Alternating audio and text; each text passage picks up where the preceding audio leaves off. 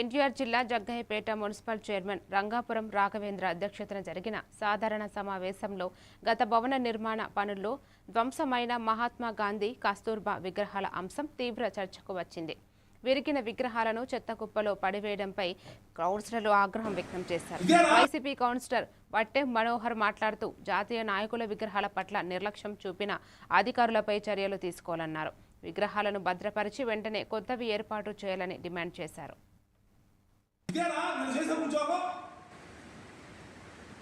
ధన్యవాదాలు తెలియజేసుకున్నా ప్రభుత్వానికి ప్రభుత్వం చంద్రబాబు నాయుడు గారికి ఇంకా 15 రోజులు పడుతుంది.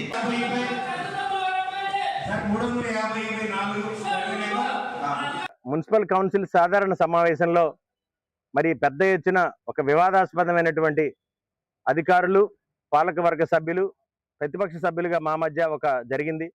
అదేంటంటే ఈ దేశానికి స్వాతంత్రం తీసుకొచ్చినటువంటి మహానుభావులు మహాత్మా గాంధీ గారి విగ్రహం, వారి సతీమణి కస్తూర్బా గారి విగ్రహాన్ని మరి అక్కడ పనిచేస్తున్నటువంటి కాంట్రాక్టర్ నిర్లక్ష్యం, అధికారుల పర్యవేక్షణ లేకపోవడం వలన ధ్వంసమైంది.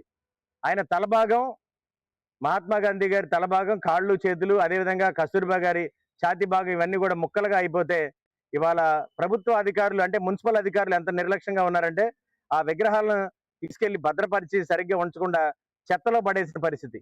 సాయిబాబా గుడి దగ్గర ఉన్నటువంటి వాటర్ ట్యాంక్ దగ్గర ఉన్న ఖాళీ ప్రదేశంలో పైపులు, చెత్త, చెట్లు ఉన్న చోట ఆయన యొక్క తలకాయ భాగాన్ని, ఆయన యొక్క బాడీని పడేశారు. నేను ఆ రోజు విగ్రహం ధ్వంసం అయినప్పుడు కూడా క్షేత్రస్థాయిలో అక్కడికి వెళ్ళి పరిశీలిస్తే కాంట్రాక్టర్ నిర్లక్ష్యం, ఎగ్జిక్యూషన్ అధికారులు ఎవరైతే ఏఈడీఈలు ఉంటారో పూర్తిగా వాళ్ళు బాధ్యత వహించాలని చెప్పాను. ఈ యొక్క జిల్లా కలెక్టర్ లక్ష్మీషా గారికి కూడా నేను విజ్ఞప్తి చేస్తా ఉన్నాను. ఈ దేశానికి స్వాతంత్రం తెచ్చినటువంటి మహానుభావులు గాంధీ గారి విగ్రహానికి ధ్వంసం జరిగితే మరి వెంటనే చర్యలు లేవు. కనీసం వాటిని భద్రపరిచి, ఆ భాగాల్ని భద్రపరిచి నూతన విగ్రహాలు ఏర్పాటు చేయడానికి ప్రతిపాదనలు లేవు.